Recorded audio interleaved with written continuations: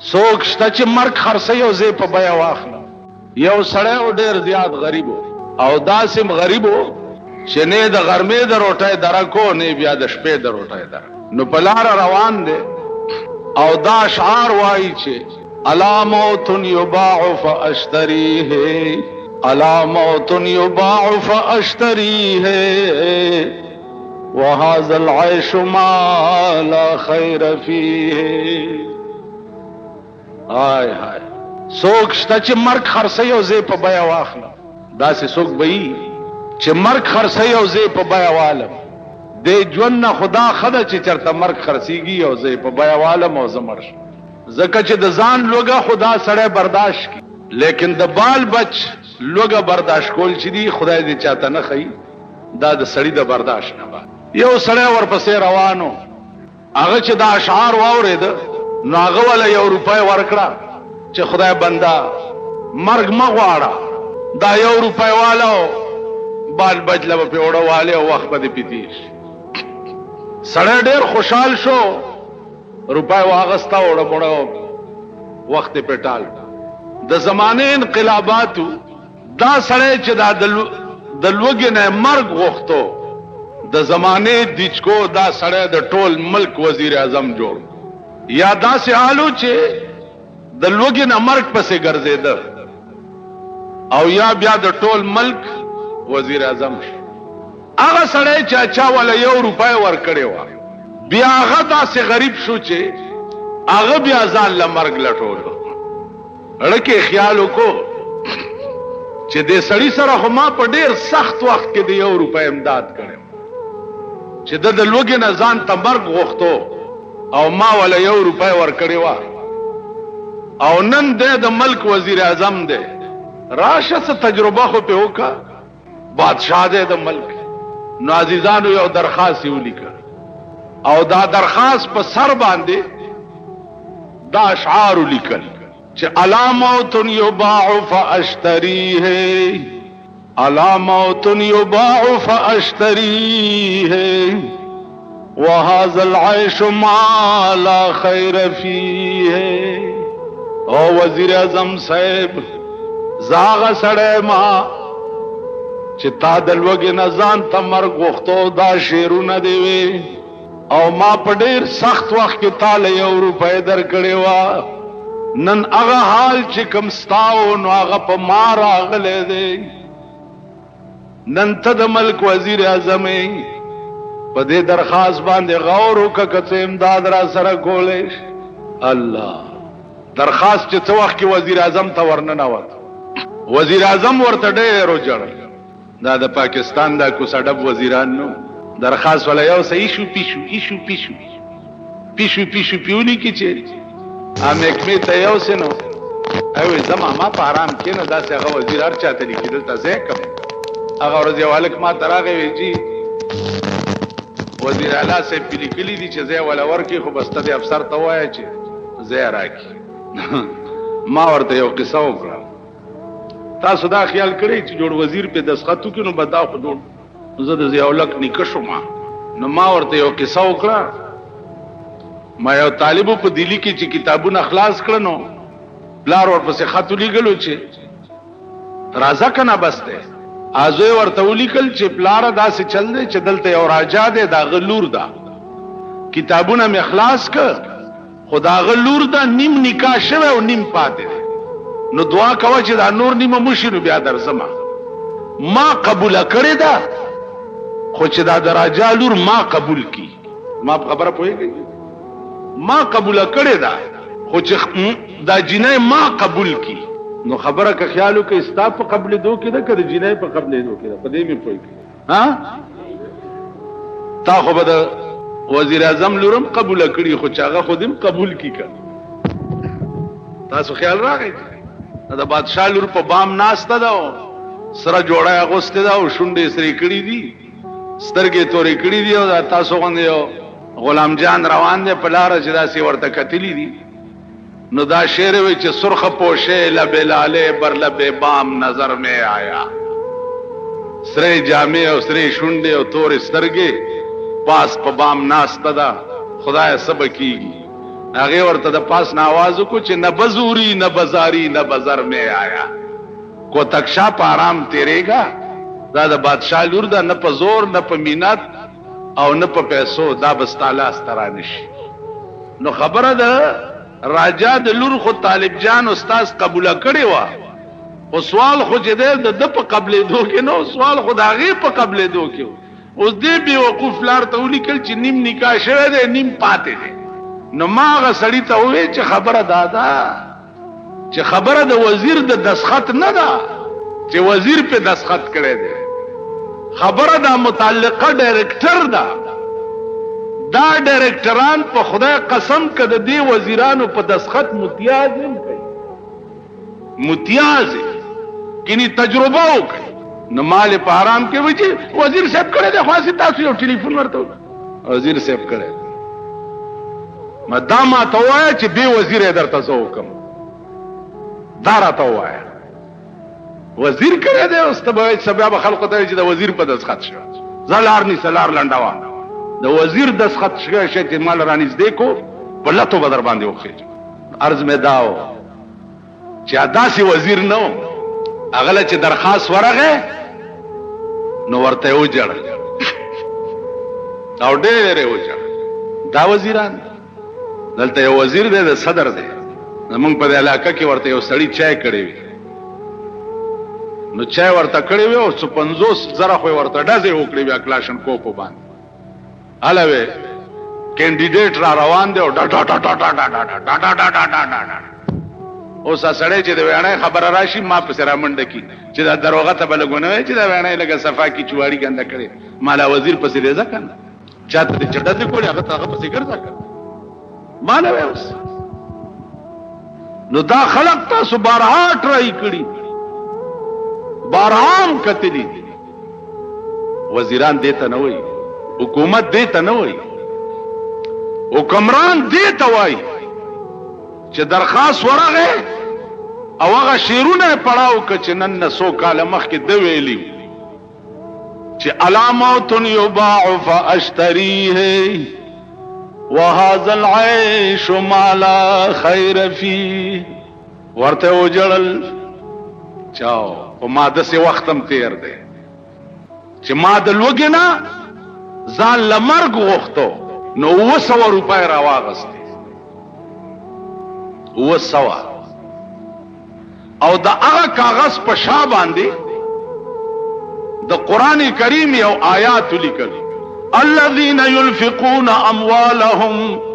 كمثل حبة انبتت 7 سنابل في كل سنبلة 100 حبة والله يضاعف لمن يشاء ودرخواست والا تا په ډېر سخت وخت کې ما سره د 1 روپۍ امداد کړو ما داغي په عوض کې د قران د دې آیات مطابق چې یو دانه څوک د خدای په نام ورکی نو داغي داسې مثال دی لکه دانه وکړي هغه بوټي شي هغه بوټي کې اوږي وشي اوږي او هر وږي کې سلسل داني نو یو په وسوي نو تا 1 روپۍ مال را کړې وا نو ما یو په وسو دل درکې او که مزید خدمتم نو ګوره بیا به ما خبره عزیزانو دې ته وی کامل انسانیت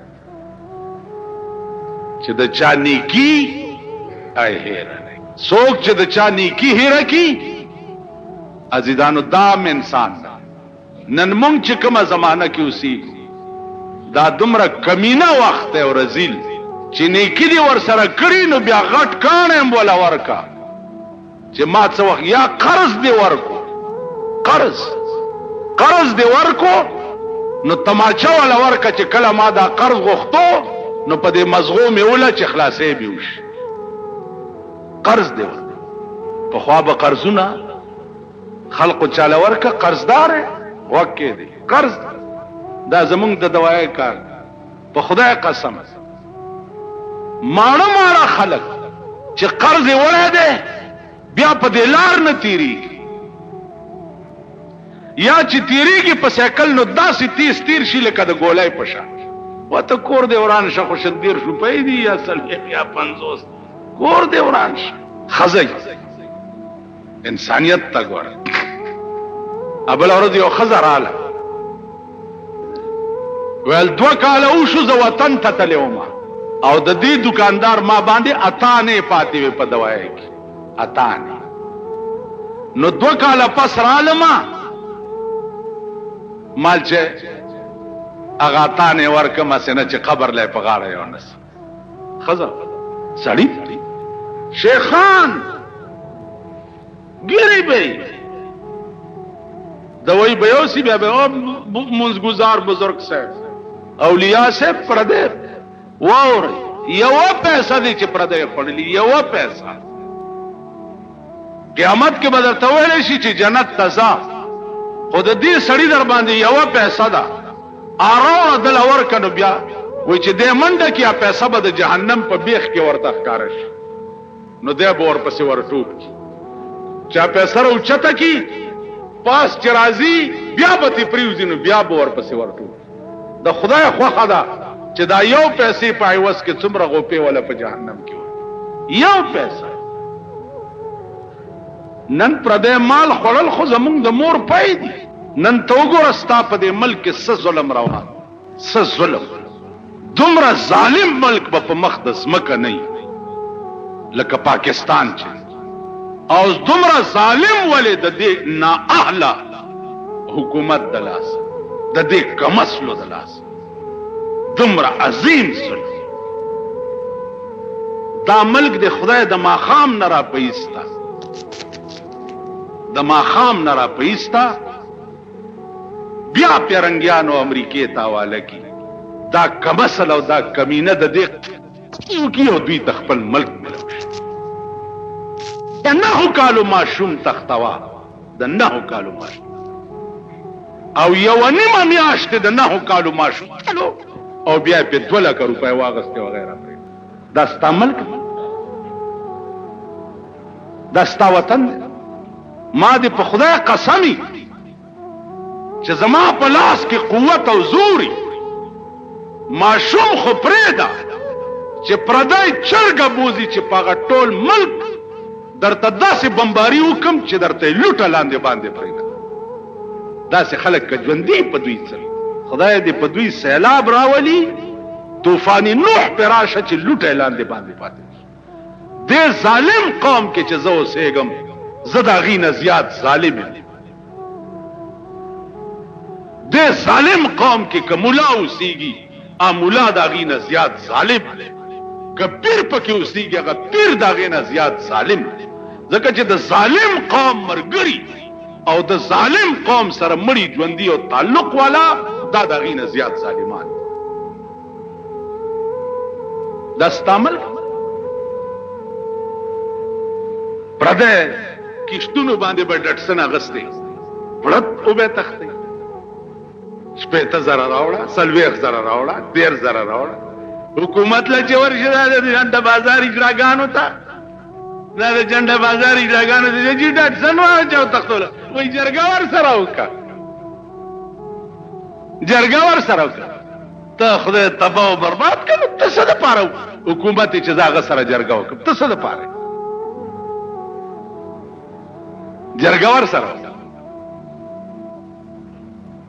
نازیدانو زمانه قطن مطمئن نه دی د ملک نه بالکل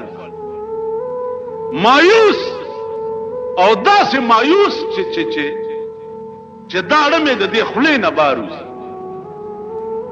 په داسې ظالم ملک اوسېدل چې دي دام ظلم چې ستا په مخ کې کم ملک دا ظلمونه کیږي داسې د انسانیت خبره ده داسې د سړیتوب خبره ده غل دی غل دی غلا یو غلا غلی ونیو غلی ونیو سړی وې زما کور وران کړی غلی ونیو جی کیس په رجسٹر دی کیچ په رجسٹر دی تانا کې کیچ په رجسٹر دی کچارو ته بلار شي او کچارو کې به وکیلو نیسی او کیچ په رجسٹر دی پلادې کولې وران کړی دی او په غلبه مقدمه چلیږي او بیاش میاش تاریخونه وي دو درې کاله کې بغل پټ راخلاشي پردې کورې وراله کېچ په رجسټر ما ته پته ده تاسو کې سونه رجسټر عزیزانو عرض مې دا خدای رانی ولي قوم د قوم خدای رانی ولې ده او ان شاء الله نور بمرانی سي نور بمرانی سي د ځان تماشې بکوي نور بمرانی سي خدای سره پډزو یې د خدای او د پاکستان د قوم جنگ دی مونږ هم تماشا کوو چې خدای به ګټي او کدا قوم به ګټي د خدای او تاسو جنگ دی خدای یو څو یو تبل سکے تاسو خیال راکړئ قوم د قوم خدای نه سرکشو هغه ورځ یو کور دې زما ور سره ډېر همدردي و ډېر همدردي دوايانې به مې مفت ورکولې چې ګورما د وی سی آر ډرمونه سامانو روان کړي الکه دا څه کوي دا بیګامه سي دا غره وړه لغوندې تاسو غوندې مونږ غوندې خوار څومره وړي بند هلکانو سره شغل مغل جوړ کړي وی سی آر کور تر دا د غریبانو غریب چې څومره د زن طلاق بچي دي دمره د بدلې وځي ببل څه غریب واس نشته دا د خنزیر بچي خدای پیجندلی واس نشته اریان شو وتا خدای تبا کا چې تبا نړکه مې وې ا د رحمان بابا شعر آیات سوچے زتوبا پاغ تیر عمر کاغم زتوبا پاغ تیر عمر کاغم چې تیر شوه د بے یار په غفلت کې پخپل کړوخ پیمانو زما څه خیالو د دې متعلق نه په ظالمانو خپل دا هغه خلق چې د روټای درکې دا مونږ او تاسو چې لګ ډیر خېو د پښور نه یو وای پښو ترغه پوری شیخ چې په مګو نه یې پیخه غریب ماندګي غوندي پښو راو ګوره ماندګي میاو میاو میاو خسرې پر رحم راشي ته دغه غریبي پښو ته لګ مګو خای ته د دې د منډه بیا وګوره په مګي پسې مونږه د غریبي پښورونه پښو ترغه پورې شیخای چې په مګو نه یې پیخه دا مونږ په ځای خدای پاک راګیر کړی او رانی ولي چې څنګه مونږ یو تاسو د مونږ د ملک نظام تو وګوره دې بېمان حکومت ته منافق اعلان وکړو چې مونږ خپل بجٹ واپس واغست واپس هم واغست خلک غلی کړي چې خلک غلی کړ اوس مغه بجٹ یو شی په مزه ګرانه لګیا بجلی ګرانه کړه سوی ګیس ګرانه لګیا د خاور او تیل داس په مزه یو شی اول خو یکدم خلکو غلط دی ول ما واپس واغست دا بل زمونږه په ګډو کې وخت چې را باندې خدای را مسلط کړي اوس یو شی در باندې په مزه ګرانه ډیره ګورو بچی چاته بخکی عزیزانو دا ټول قهر چې د آسمانی دی آسمان ته چې متوجه شوی نه یونس علی السلام قوم باندې راغله عذاب واپس ولی لاړو ولی ځکه چې قوم د قوم متفق شو یو شو او په یو आवाज خدای ته وې چې یا الله غلطه يم کړی معافي غواړم راغله عذاب واپس لاړ نن ستا په ملک قوم د قوم متفق کم سي په قهر عظیم اخته ده ستا پاکستان مذهبي تور وګور شیعه سنی جګړه شیعه سنی جګړه به ولي کیږي شیعاګان هو په کابل کې مو د کابلیانو له قران ور کوي چې تاسو د شیعو جلوس چرته په سړک لیدلی یا شیعه بار راوتی شو؟ نه، شیعه خو عربو تمزي مجال دی چې کړتو کی. نن ستا په بل کې شیعه ولې فقه جعفریه غواړي لګیا دی، خو ته د سړي زوی نه یې کنه. شیعه دی څوک؟ ستا په ملک نن قادیانی عام لټریچر تقسیمی، عام قادیانی بس تبا په ملک ما نه سات څنګه اخلي او د قادیانیت نوم به څنګه اخلي. خو زه سړی نه یم کنه، بریلیان دي صاحبت، بوتان زیارتونه دیو، شکرانی دیو، مالکی دیو، جاروگانی دیو. دا څوک کوي؟ تاسو ورشي دې کلو کې وګرځئ کنه. د اتوار په ورځ د پبو میا صاحب میله کې د چا ښځې وي؟ چای شیخړې مخکې شیخړې ورپسې نه مرګې شیخ صاحب چرته تللی ښځه کې مې باد نه د باګړو دلانو ښځه کې دې باد دلته ستنې نه ورته ووالې بیا کوزڼی را په سر کړي صاحب هلته نوبې راغستې په سوکه کې ورته دغه ټومبلي ده واښه چې باد یې ونه وي. دا به ولې داسې کېږي؟ خو ته سړی نه یې که ته سړی شوې ستا ښځه به ولې داسې کوي؟ مونږ سړي نه یو. تاسو وایئ چې په دې لاره په دې لارو کې ستاسو د ښځو جنجونه تېرېږي. په لارۍ کې ښځو ځان سره ډولکۍ ایښئ که نه ایښئ؟ دا زدا د کلو پښتانه ټول خلیل مومن خلیل مومن خلیل مومن سي خلیل مومن امرګرو ته هم خلیل مومن تیر شي باړې نه هغه غاړي مومن دی او دی خو خلیل دی. په لارۍ کې ډولکۍ ځان سره ایښې صاحب ډم ورته ډولکۍ غږي زمونږ ښځې ورته لاسونه پړقۍ که نه پړقۍ او ټول ښار او بازار یې په تماشه یي که نه دا ښځه چې ټیکسي لارۍ وي روپۍ سورلی پکې سواري کېږي هغه هم پښتون منګه پښتانه نو وروره په آرام کښېنې خدای پرستی که نه پښتانه یې بېله خبره ده چې یو لنګ هم نه دی والی پرتوګی اچوئ خیال هم راغی جي نه پښتانه یې نه خلیل یې نه مومند یې پوه شوې پته هم نه لګي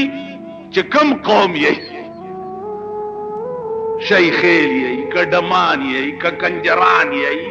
که نیان یې خدای چې سب بلای د پښتو خو در کې رګ نشته. اوس پښتو ژبه ویلو باندې سړی پښتون کی. نو عزیزانو عرض مې دا و چې انسان جوړېدل ګران کار دی. انسان هر څه به جوړ شي. اوس زه په غره کې چرته یو کوډله جوړوم او پکې کېنم او یو دوه بړي سي خوشي کوم تو وګوره چې د غره ته څومره دنیا برجه راځي. دلته یو ولی پیدا دی خور هر مراد پې حاصلېږي. نو زمونږ دا د ملک ښځې دلته یو دوه ډمان جامړه کړي دی زمونږ ادیره کې اعلی ویل جوړه شهیدان راوتي او هر مراد پې حاصلېږي. عالم کتلی و د ښځو خلیل مومن نه ګلاب بابا محال کتلی و په ریګي کې دغه کې دا سپیرسنګ کې اعلی ویل حکومت ورته جی ټي ایس لارۍ چالو اعلی ویل ګلاب بابا دی چا وینه چرته پریوتې آب زمزم د هغه دوس قوم دی لرې د دې خدای قسم په خدای دی چې مخونه د دې خلقو را باندې بد دی چې د یو نه دویمه خبره را سره کې غوسه راځي خبره نه پوهېږي عقل پکې نشته سړیتوب پکې نشته. سهار مې یو ته وې دلته به ناستې دي جومات کې ناستو خبره پړت خبره به وکړي مال د مجلس کې کېنې نو د مجلس آداب زده کړه. اول خو کېنمه کوم مجلس ته چې چا راغوښتی نه یې هلته مه کېنه که کېناستې نو چې د خبرو دعوت چا نه یې درکړی نو خبره مه کوه. په تیاره روټۍ ورپېښ شوې نو لاسونه ورته مخ چې ښه دا خو جوړ تیاره ده ښه دا کار مه کوه. علي خادی ځان نه مه جوړوه. کېدای شي لږی د هغې په کور کې نوره یي نه نو کور والا به وشرمېږي که به نه شرمېږي. خبره کوئ که نه او به نه شرمېږي. اوس به تاله روټۍ نوره کوم ځای نه پیدا کړي نو لاسونه من غاړه چې ښه دا خو په تیاره رالي. نه هره ورځ تېره کا چې دا کار ونه کړي. کم درستخان ته بللی شوی نه خبردار چې ورته کېننې.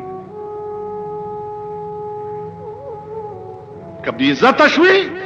نو ځان ته بې عزتي کوه. لکه ما ته یو ورځ یو سړي وویل چای او پیاله یې د لاس کې ده مونږ ته دې ستم ونه کړو. ما وی منافق دې ته وایي چې پړی یو وي او په خوله یې بل وي او مغه پیاله یې وه نورې چای ویم نه اړه مې نه و ما ته خپله سر مې خوږېدو. که تا ته مې ست کړی وی منافقت کې راتیا ستونه متونه نشته. لار لنډوه لار لنډوه په لاره ځې هسې چټي ښه راواوړېدم راوړه مه داسې نیغ تېرېږه کار خلاصوه. تاسو خیال راغی لارې لنډوئ لارې ځکه چې مونږ د دې قابل نه یو چې یا مونږ سره څوک کیني یا مونږ چا سره کیني. دا سړیتوب مونږ کې شته دا انسانیت مونږ کې شته. که ته د چا ځای له ورشې خو دا تور ګونګټان نه دي دا جومات کې په دې وښو کې چې پیدا کېږي لیدلي دي. دا جومات کې چې جمع تیر شي که نه نو په د اخر ورځو کې تور ګونګټان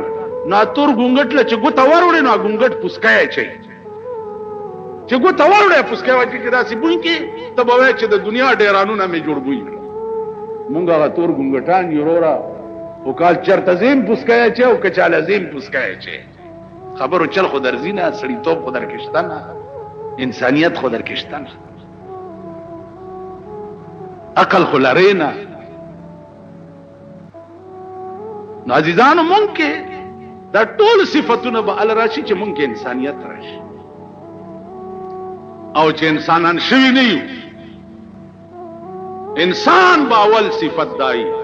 چې د مطلق انسان به دې پړه کې درد په خبره به پوهېږي په سوال جواب به پوهېږي د بل تکلیف به خپل تکلیف ګڼي د بل مصیبت به خپل مصیبت. مونږ د بل اول مونږ ملیانو ګور تا کرویر کی هاي هاي هاي هاي هاي زوی دې مړ دی ځوان زلمه زوی دې مړ دی او زه دې ادیرې ته جنازې سره لاړم او دا غسقات ویشل کیږي زه ورته لاس نیسم کنه ستا کور ته ختم لدر شمه دننه د ښځه لونه هاي هوی جوړ دی هغه روټۍ زه خورم که نه په ایمان وی داس ټایم کې چاله روټۍ خوند ورکړي. زمونږ په دې اپریدو کې وګوره ویر کوي په دې مړو باندې او ډېر ظالم ویر کوي چې مړی اوچت شي ښځې او لونه او خپلوانې ویر کوي نیم خلک مړي سره روان شي نیم خلک وریجو ته کښېني په دې اپریدو کې اواز پکې چوبیر کې ټول بنڅو ټیکاله تیاره ده ټول بنڅو دا ګیرو والا دا ملکانو پټکو والا پټکی باندې څوک سړی کېږي پټکی خر ته هم په سر که نو هم سړی شو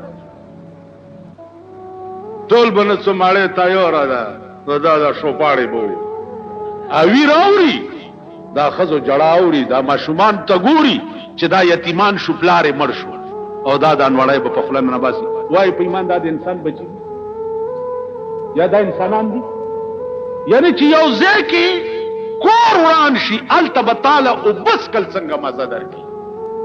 اوبس کل روټۍ خوراک خو پرېږده. نو عرض مې دا و چې انسانیت خو په دولت نشي رحمان که بوت سل زره د سرو شي انسان دولت مونږ د دې علاقې دولتمن سړی دی نه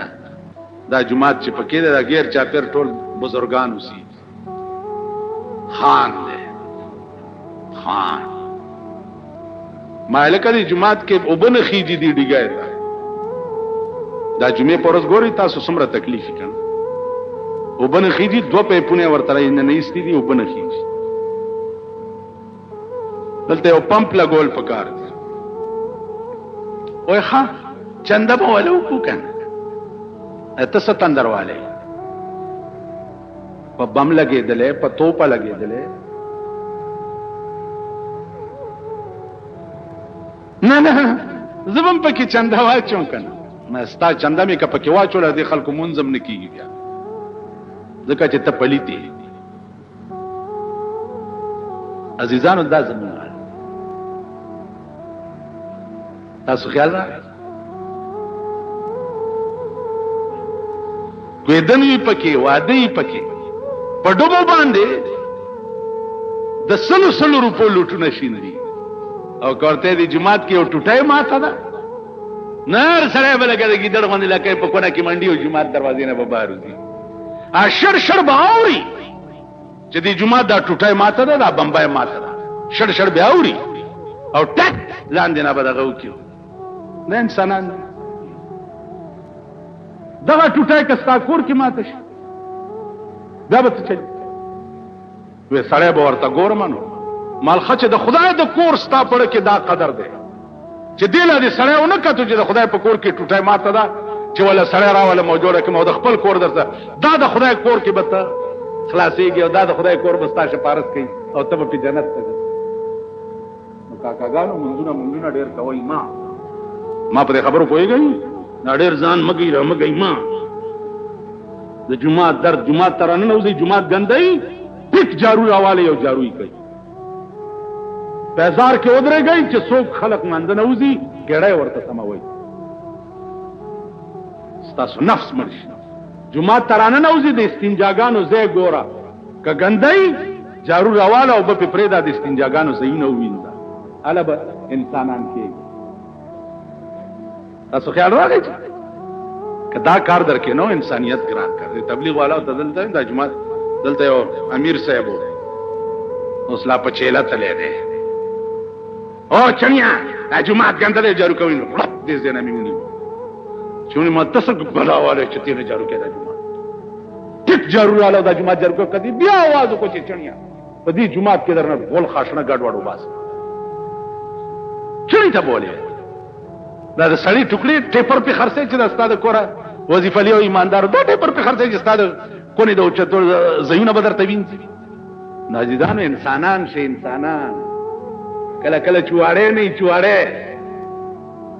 جارو راوالي په خپل ویني جارو کې چې بندي کوړه پرتای کوړه ټوکرای راوالي په خپل پکې واچو یو طرف ته وغورځوي او به کړی شي دا جمعې پر ورځ مسواک سپینا ټوپه او تر مم په ځان مګری او چې چا تر مګری ما تلاس مرا کوي ما په واړم ما بیا زکام وای اس خاطرم په ځان مګلی دا تر مګی سجې جمعې مستروانم د جوړیانو ټوکرای راواله اګنګي چې پرتی دا په سر کو بار او غرزاوا ا تیر ورځو کې مې دا څه کوتا کراغسته وانه زمونږ بند واغه مې کولاوله کنه ایو سره هغه مته چې ها مولانا صاحب دا څه کې دا چوریانو کار دومره لوی عالم او دغه ما خپه کې ور دغه او دا سیمه او د پلاستیک لفافه د دسه مې لړا کوم په دمه ور واچولې وله زدي غر کړم مالزه خو غر کوم چې ته عمر سره غر کې دا ډېر خکار په دې باندې سړی نفس مرشي مړ ما په خبره پوهیږي نفس دې مرشي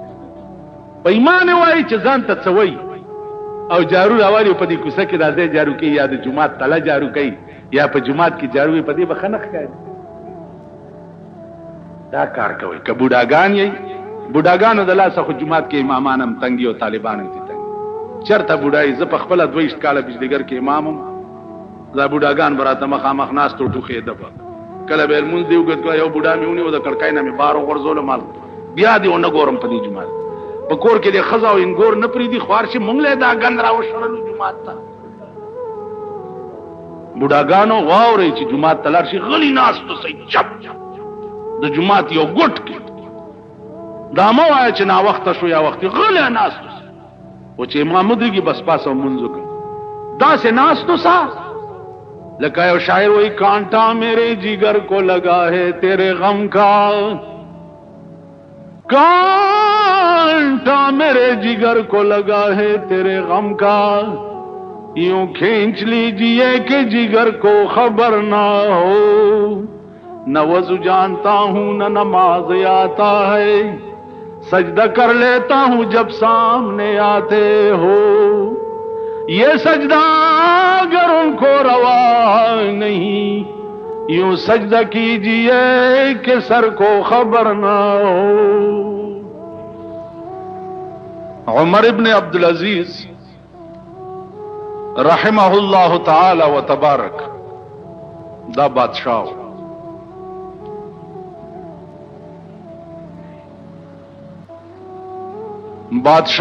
دا سے بادشاہ چې د په شان د بادشاہو کولو مثال به تر قیامت پورې پیدا نشي.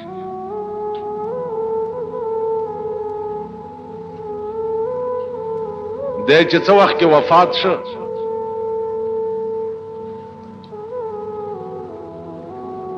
سورز پس چا خوب کې ولید چې څنګه چل در سره وشو. عمر ابن عبدالعزیز رحمت اللہ علیہ ورته فرمایل چې تپوس مکوا زه چې په قبر کې خښ شم او خلق رانه لاړ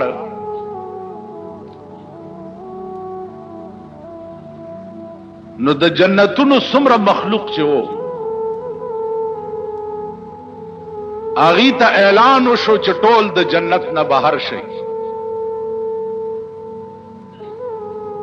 او پلین باندې دواړه طرف ته ادرېږي. عمر ابن عبدالعزیز را روان. عمر ابن عبدالعزیز رحمت اللہ علیہ فرمائی چې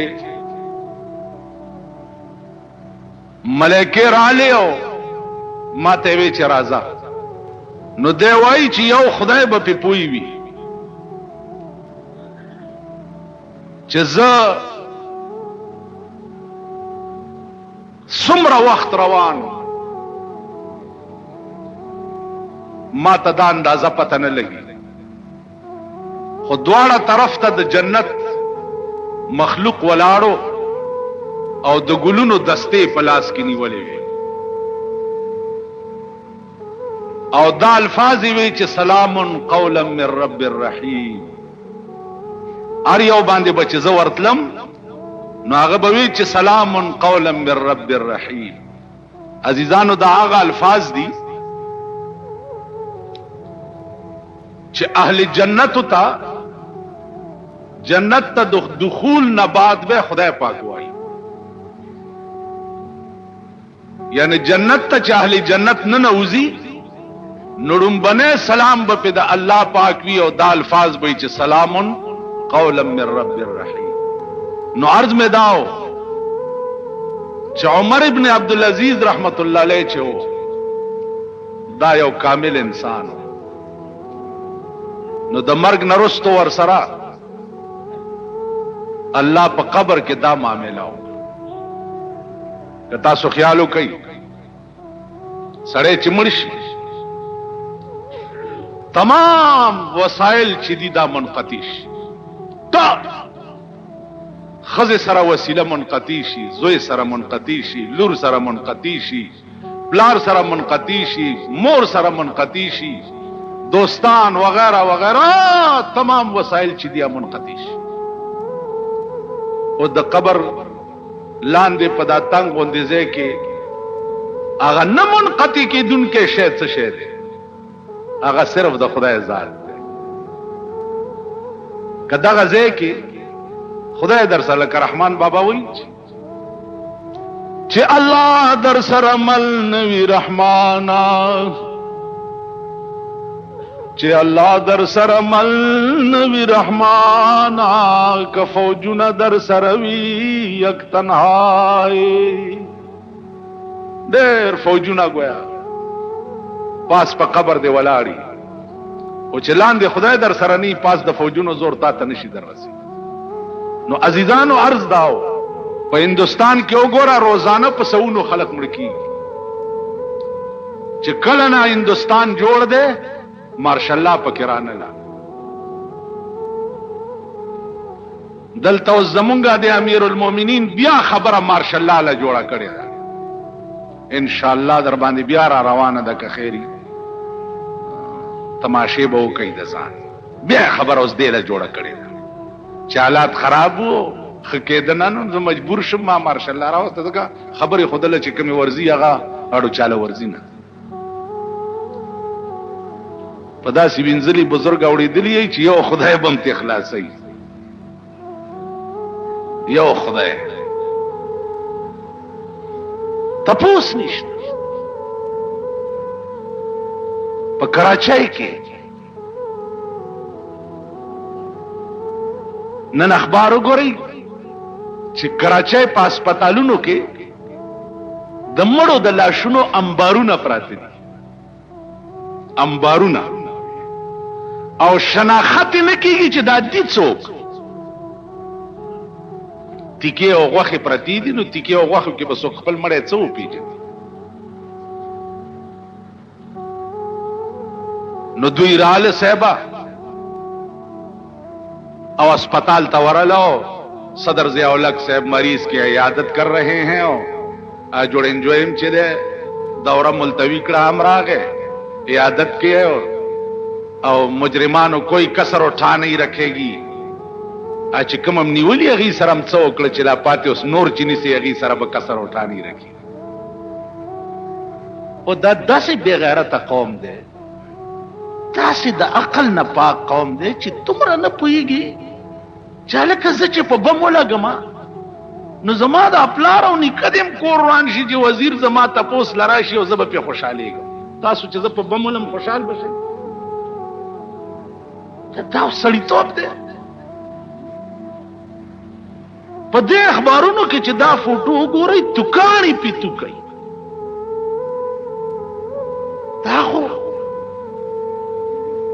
وہی میرے مرنے کے بعد کیا ہوگا پلاؤ کھائیں گے احباب فاتحہ ہو. وزیر اعلیٰ د سندھ وزیر اعلیٰ ته پکار دی چې په خپو کې پړي واچي او د سپي غوندې په سرکونو راکړي. خلک کیمې او کباب شو او دا چې د پیر پګاړو پر کټې دی خوځوي نه ذلیل حکومته د نورو ملکونو تشه دورې کوي، سبق دی والی. د هندوستان دو گاډي وجنګې د خپلو کې، نو د ریلوے وزیر استعفا ورکړه چې زه نااهله وم ځکه زما انتظام ټیک نه و، نو دا گاډي ځکه وجنګې. سریلنکا او که کوم یو ملک کې یو سوزکې وجنګېدو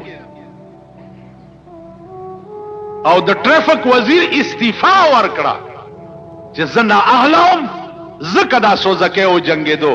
زه د وزارت قابل نه یم. دلته د مړو انبارونه جوړ شو، دا حکومت نااهله نه دی یا دته مستعفي کېدل نه دي پکار؟ تاسو وایئ دا نااهله نه دی؟ مړه دا څه حکومت دی؟ تاسو په ایمان وایئ چې یو حکومت دی یو لارې د آرن علاج نشي کولی او د رشکې د سلنسر علاج نشي کولی، دا هم چېرته د سړي د زامنو حکومت دی؟ په لارو کې بسونو کې او ټرکونو کې وګوره د هائی پریشر آرنې لګېدلي چې ډرایور والا ګوته یوړي او داسې چغ نارې کړي چې سړی به وایي غوږونو پردې مې وشلې. دا زما د جماعت سی ای ډي والا او را سبات بلی جمعې پورې که ماته د دې پته نه ولګېدلې وجنم دی. اے ای جي ټریفک او ایس پی ټریفک او ډي ایس پی ټریفک او انسپکټران د ټریفک دا ډیری په میز ورته کېده چې دا هائی پریشر آرنې چې دي د بسونو نه او د ټرکونو نه وباسئ. دنیا ته د خدای په عظیم قهر گرفتاره ده. تش د ډرایورانو جیب لټول ضروری دي. د سورلو جیب لټول ضروری دي. دا ضروری نه دي چې لکه دا خلق په دې سړک روان دي او دا سیارن دي بجاو کو چې د خلقو نه دي رپوټوي. دوی بلاره یو درې دغه جیبونه میبونه به ګوري خان نور خیر زه ستاسو ټول ایمان او کرتوتونه ما ته معلوم دي. قایام پکاري د دې شی علاج کوي کینی بیا به زه خپل عادت در سره وکم. دا حکومت دی، دا ملک دی. ما نور ملکونه لیدلی دي ځکه په جزم سره دا خبره کوم. نور ملکونه مې لیدلی دي.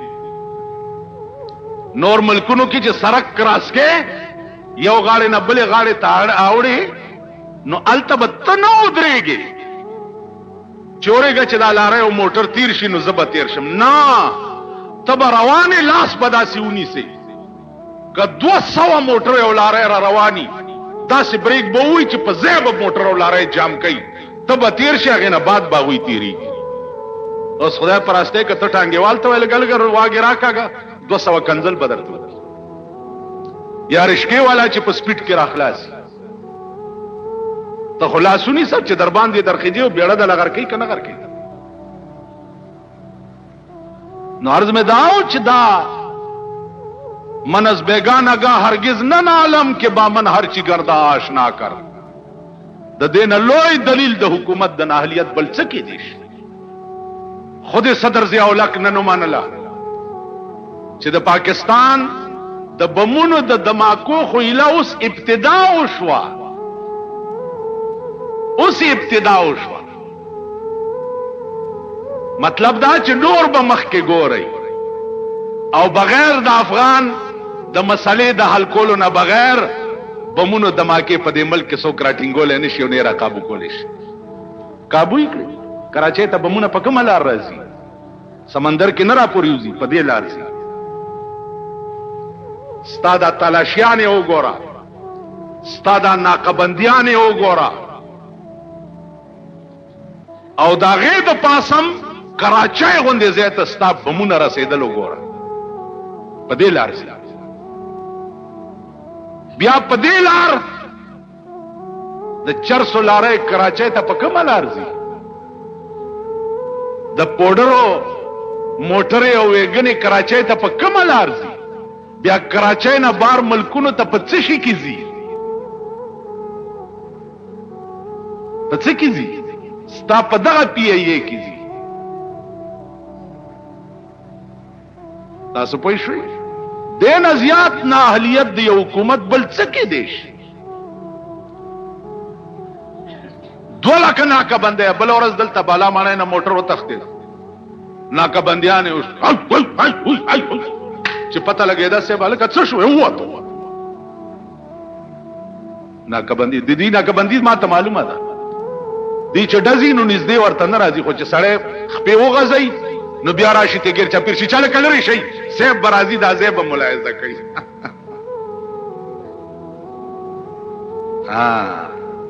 عرض دا و چې هغه جرنیلان هم ایماندار وه، د پاکستان په شان نه و. پاکستان نن بیړه تباه ولې ده او غرق ولې دی؟ ځکه چې پاکستانیانو سره د ملک غم نشته، د ځان غم دی ورسره. د ملک غم نشته، د خپل کور غم دی ورسره. د ملک غم نشته، د خپل خېټې غم دی ورسره. که په هر ځای کې ناست په هر ځای کې د عدنان والا تر اعلی پورې هر ځای چې ناست دي د ځان غمي ورسره. ځکه جومات کې ناست یم د ځان غم دی راسره. ماله سړی راشي پلاني خو چای زوی وویشتو، ځوان زوی او ځوانه ښځه ښه بس.